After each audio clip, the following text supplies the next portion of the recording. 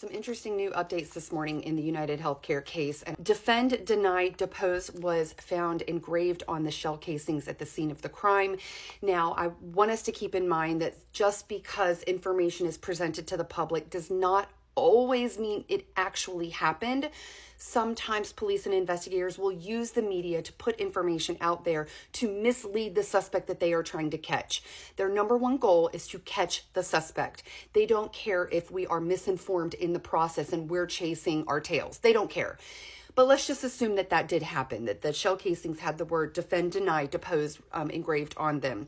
Now, I saw a news anchor this morning that said, oh, that backs up the wife's claim that he had been threatened possibly for denying coverage.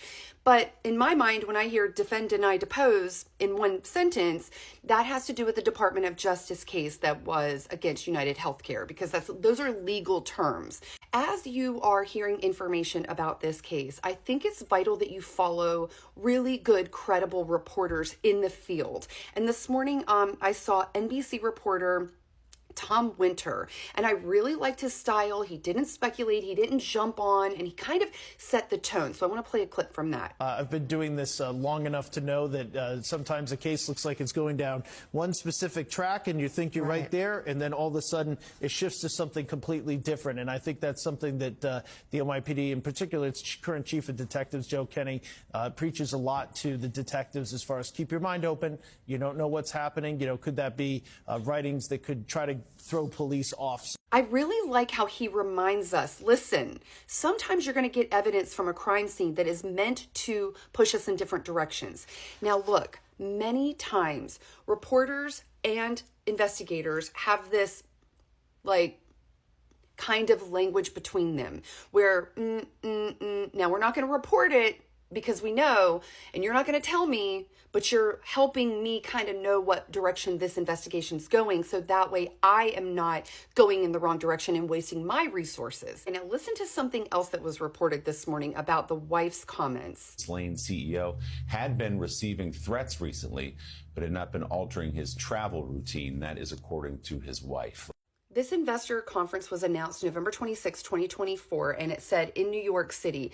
Now, in my experience, the location for these meetings is secret. The only people who know about it are the people who are going to be there in person, and everybody else receives this information via the live stream. For several years, my production company was in charge of an annual shareholder meeting being streamed out globally, okay? Where we held that meeting was a very secure location and was not public information.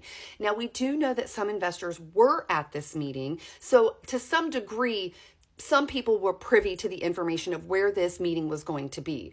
But you and I, the average person, I highly doubt were able to have access to where this meeting was going to be. So now if we go back to the bullet casings and the engravings, defend, deny, depose, if we're looking at the Department of Justice case and he had to be taken out so he couldn't, testify, and this was a message to other people who had information, okay, now that makes sense. Now we're seeing some dots being connected. But the average person isn't going to, the average person who is denied health care probably isn't going to have access. If they owned one share of stock in the company, could they get that location because they were being invited to that meeting? Highly unlikely, because it was being streamed out. The company does not want a bunch of shareholders to be in the room with executive management, because then the meeting can go haywire. They kind of like controlling that atmosphere, especially because the Department of Justice case was happening. This is one of the reasons why the meeting is streamed, because they're able to manage the people in the room who can disrupt the meeting and attack leadership for the work that's happening.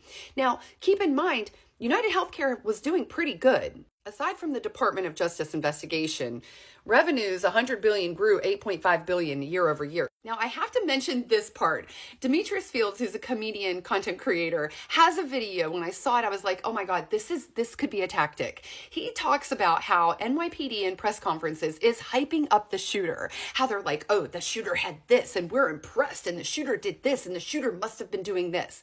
Let's think about that. People in the comments are saying this shooter was a complete rookie. Okay, so we have The police saying, wow, we're impressed with the level of professionalism of this shooter. And then we have people, the public, saying, no, that's not what happened at all. This person was an amateur. Why do you think the police would be saying those things? Let's just consider, if the police were hyping this shooter up, the shooter may begin to brag. The shooter may want to start taking credit. We have seen this with national crimes where the police or the FBI kind of hype up the person responsible to stroke their ego. We want that person to start telling people. We want them to get a little brazen and a little bold about it and take credit for it, especially if they were trying to make a statement. If this was a social justice warrior, they will want to take credit for it, or the movement will want to take credit for it, okay? So I think after seeing that video, I was like, oh, of course the police are going to hype up the shooter because they want the shooter to get sloppy, brag to someone, and now they can find out who it is. Now put yourself in the shoes of someone trying to hire someone, right? You're probably going to get the bottom of the barrel level expert here. It's not like we all just have to phone a friend. This is why the police frequently are able to intercept those for hire jobs, because it's very difficult to find someone to do this. Now, obviously, whoever hired this person does have access to money, but that doesn't mean that they have access to expertise. So I do think that that is professional. We're using that term loosely. The last thing I want to address is the fact that the meeting happened anyway. Of course it did. Come on. We know corporations will let you die in your cubicle and leave you there for 4 days. That actually happened in Wells Fargo. So we're not surprised the meeting happened anyway. We do have to remember that we don't know what the mood of the meeting was. We don't know what was said. We don't know the energy of it. And honestly, let's just think about this practically, not emotionally.